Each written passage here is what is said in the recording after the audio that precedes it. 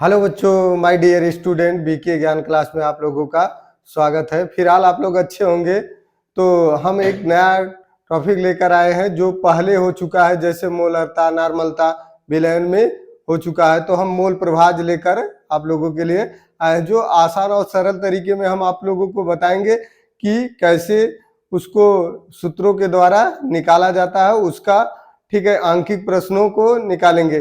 तो चलते हम देखते हैं, जैसे सॉल्यूशन क्या होता है, विलयन क्या होता है, दो घटक का बना होता है। एक क्या होता है, एक विलय और एक विलायक का बना होता है। दोनों मिलाकर क्या बनाते हैं, एक घटक बनाते हैं, जो घटक में क्या होते हैं, विलय और विलायक। तो चलते हैं देखते हैं कि हम बच्चों मूल प्रभाज क्या है और उसका डेफिनेशन देखेंगे। तो देखिए मूल प्रभाज क्या है। मूल प्रभाज का डेफिनेशन देखिए, विलयन, आप विलयन जानते हैं, दो या दो से अधिक पदार्थ जो आपस में क्या होते हैं, पूर्ण रूप से मिले होते हैं या घुले होते हैं, उसको हम लोग क्या कहते हैं, विलयन। और जो विलयन का घटक होता है, विलयन के घटक दो घटक होते हैं। कौन कौन से आप जानते हैं, विलय और विलायक। कौन होते हैं, विलय और विलायक, विलायक होते हैं। तो विलय क्या होते हैं, जो विलयन में जिसकी मात्रा सबसे कम होती है वह विलय होते हैं, और जिसकी मात्रा सबसे अधिक होती है वह विलायक होते हैं। तो बच्चों देखिए, अब देखिए घटक के मोलों की संख्या, घटक के मोल मतलब विलय और विलायक के मोलों की संख्या, विलय और विलायक के मोलों की संख्या, या विलयन में उपस्थित, विलयन में उपस्थित उसके सभी घटकों के मोलों की कुल संख्या, मतलब विलय और विलायक के मोलों की कुल संख्या, विलय और विलायक के मोलों की कुल संख्या के अनुपात को उस घटक का, मतलब विलय और विलायक का क्या कहलाता है, मोल प्रभाज। क्या कहलाता है बच्चों, मोल प्रभाज। तो देखिए किसी भी क्या होता है, किसी भी द्विअंगी, ठीक है, द्विअंगी मतलब होता है बाइनरी सॉल्यूशन।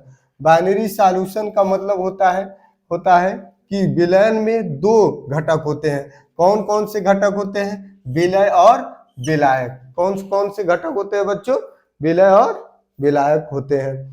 तो अब देखिए विलयन में जो विलय होता है उसको स्मॉल एन मोल, और विलायक के, ठीक है, जो मोल होते हैं उसको कैपिटल एन से डिनोट करते हैं। तो बच्चों देखिए, जैसे विलय का मोल प्रभाज का जो फार्मूला है, ठीक है, विलय का मोल प्रभाज बराबर होता है विलय के मोलों की संख्या, विलय के मोलों की संख्या, विलय के मोलों की संख्या बराबर क्या होता है, होता है विलय का भार बटे क्या होता है, विलय का अणुभार। क्या होता है, अणुभार। ठीक है चुन। तो इसके बाद बटे विलय के मोलों की संख्या, ठीक है, विलय का भार बटे विलय का, और प्लस विलायक के मोलों की संख्या। तो हम किसको किससे डिनोट करते हैं, विलय के मोलों की संख्या स्मॉल एन से, और विलय के मोलों की संख्या स्मॉल एन से, और विलायक के मोलों की संख्या कैपिटल एन से डिनोट करते हैं। अब देखिए बच्चों, जैसे देखिए विलायक का मोल प्रभाज बराबर क्या होता है, विलायक के मोलों की संख्या बटे विलय के मोलों की संख्या प्लस विलायक के मोलों की संख्या। तो विलायक के मोलों की संख्या कैपिटल एन से और विलय के मोलों की संख्या स्मॉल एन से डिनोट करते हैं, और विलायक के मोलों की संख्या कैपिटल एन से प्रदर्शित करते हैं बच्चों। तो देखिए यह क्या था, हमारा मोल प्रभाज था। तो हम इसके लिए फार्मूला लिखे, तो एक एक्सरसाइज ले लेते हैं। जैसे 900 ग्राम H2O में एसीटोन, एसीटोन का सूत्र है, एसीटोन के 5.8 ग्राम घोले गए विलयन में H2O तथा एसीटोन के मोल प्रभाज याद करना है। तो बच्चों पहले हम क्या करेंगे, देखिए पहले हम एसीटोन का मोल प्रभाज निकालेंगे। किसका निकालेंगे, एसीटोन का। तो एसीटोन का मोल प्रभाज बराबर क्या होगा, एसीटोन के मोलों की संख्या क्या हो जाएगा, एसीटोन के मोलों की संख्या बटे एसीटोन के मोलों की संख्या प्लस H2O के मोलों की संख्या। H2O के मोलों की संख्या। तो इसमें क्या पूछा है, एसीटोन, और इसके बाद क्या पूछा है, H2O। दोनों के लिए फार्मूला लिख लेते हैं। जैसे H2O का मूल प्रभाज बराबर क्या होगा, तो H2O के मोलों की संख्या बटे क्या हो जाएगा, एसीटोन के मोलों की संख्या और प्लस H2O के मोलों की संख्या। तो बच्चों देखिए इसमें हम क्या करेंगे, चलते हैं H2O के मोलों की संख्या निकाल लेते हैं। किसका निकाल लेते हैं, H2O के मोलों की संख्या। तो H2O के मोलों की संख्या बराबर क्या हो जाएगा, H2O का भार बटे H2O का अणुभार। देखिए H2O का अणुभार H का 1 होता है और O का कितना होता है 16। तो क्या हो जाएगा, इसमें 2 का गुणा करेंगे और इसमें 1 अणु है तो मिलाकर कितने हो जाएंगे 18। कितने हो जाएंगे 18। तो यहाँ पर 900 बटे 18, तो डिवाइड करेंगे तो हमारा कितना आ जाएगा 50। क्या आ जाएगा, H2O के मोलों की संख्या बच्चों कितना आ गया, 50 आ गया। तो देखिए अब हम एसीटोन के मोलों की संख्या निकाल लेंगे। एसीटोन के मोलों की संख्या देखिए, एसीटोन का भार कितना दिया है, एसीटोन का भार आपका दिया है 5.8 और एसीटोन का अणुभार कितना होता है 58। तो जैसे इसमें भी कार्बन कितना होता है 12, इसके बाद आपका हाइड्रोजन 1 और इसके बाद ऑक्सीजन कितना दे, ऑक्सीजन होता है 16 होता है बच्चों।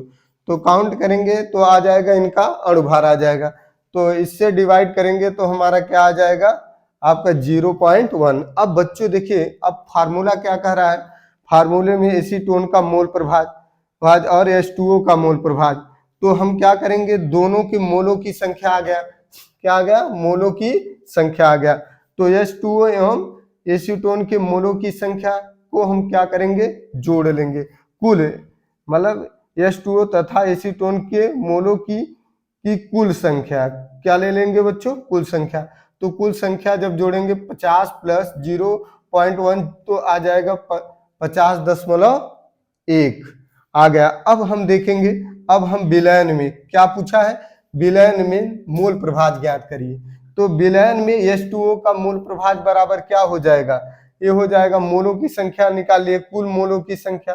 तो 50 बटे आपका हो जाएगा मोलों की संख्या कुल निकल गया, तो एसीटोन के मोलों की संख्या प्लस H2O के मोलों की संख्या। तो 50 बटे 50.0, तो डिवाइड करेंगे तो 0.998 आएगा। तो इसके बाद आपका नेक्स्ट है विलयन में एसीटोन का मोल प्रभाज बराबर क्या हो जाएगा, जिसका हम निकाले हैं एसीटोन का मोलों की संख्या 0.1।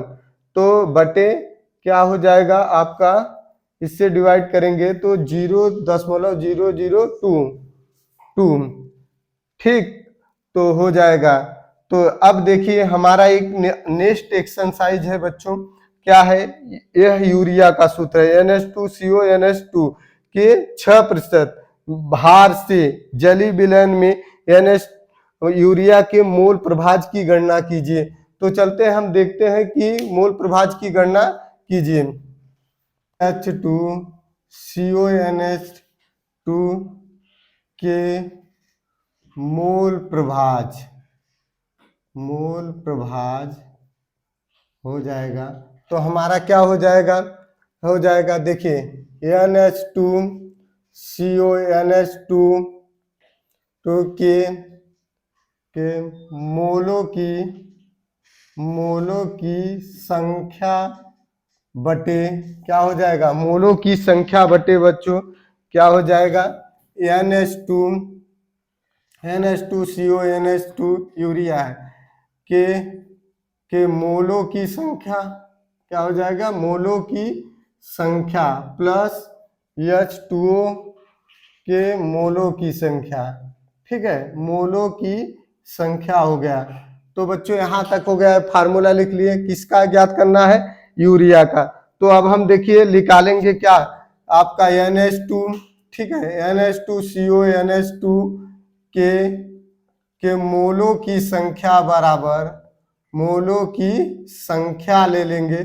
तो हमारा क्या हो जाएगा NH2CO NH2, ठीक है, NH2 का का भार बटे क्या हो जाएगा NH2CO NH2 का अणुभार, क्या हो जाएगा अणुभार। तो हमारा बच्चों देखिए कि NH2 का कितना भार दिया है यहाँ पर देखिए, यहाँ पर दिया है 6, तो कितना आ जाएगा 6 बटे आपका NH2। देखिए इसका अणुभार कितना होगा, निकाल लीजिए अणुभार। तो NH2CO NH2 का अणुभार कितना होगा, नाइट्रोजन का कितना हो जाएगा 14, हाइड्रोजन का कितना हो जाएगा 1, और कार्बन का कितना हो जाएगा 12, और इसके बाद ऑक्सीजन का अणुभार कितना हो जाएगा 16। तो निकालेंगे कितना आ जाएगा 60, डिवाइड करेंगे 0.1 आ जाएगा। यहाँ तक देखिए हम इनके मोलों की संख्या निकाल लिए। अब बच्चों क्या निकालेंगे H2O के, देखिए H2O के मोलों की संख्या बराबर क्या हो जाएगा, H2O के मोलों की संख्या बराबर हो जाएगा आपका H2O का, ठीक है, भार बटे H2O का अणुभार। तो अणुभार हो जाएगा। तो हम क्या करेंगे बच्चों, देखिए ये हो जाएगा आपका कितना है 6%, तो हमारा ये हो जाएगा आपका 100 - 6 बटे आपका अणुभार कितना हो जाएगा 18, डिवाइड करेंगे कितना आ जाएगा बच्चों, देखिए 5 ठीक है 22, तो इसमें से घटाएंगे जैसे 94 बटे 18, तो इसका भाग देंगे आपका कितना आ जाएगा 5.22। ठीक है, यहाँ तक बच्चों हो गया। अब विलयन में अब क्या करेंगे, विलयन में किसका ज्ञात करना है, यूरिया का, NH2CO NH2 का क्या ज्ञात करना है, का मोल प्रभाज बराबर क्या हो जाएगा, मोल प्रभाज बराबर क्या हो जाएगा फार्मूले से। तो NH2CO NH2 के मोलों की संख्या कितना है 0.1 बटे क्या हो जाएगा, ये हो जाएगा इसका 0.1, और H2O के मोलों की संख्या कितना आया है 5.22, कितना आया है बच्चों 5.22। तो यह हो जाएगा आपका 0.1, और इसमें जोड़ेंगे तो आपका हो जाएगा 5.32 हो जाएगा। तो हम क्या करेंगे, अब इसका भाग देंगे तो हमारा कितना आ जाएगा 0.018 आ जाएगा। ये हमारा क्या आ गया बच्चों, इसका विलयन में यूरिया का मोल प्रभाज आ गया, यही पूछा गया था ना, तो मोल प्रभाज आ गया। तो बच्चों ये था आपका मोल प्रभाज था, ठीक है, मोल प्रभाज। तो बच्चों ये आपको सरल तरीका में बताया गया है। तो बच्चों क्या करिए कि अधिक से अधिक बच्चों तक वीडियो को पहुंचाइए, जिससे वह आसान और सरल तरीके में सीख सके और सब्सक्राइब कर सके, और बच्चों को क्योंकि उनके पास पहुंचेगा तो वह अधिक से अधिक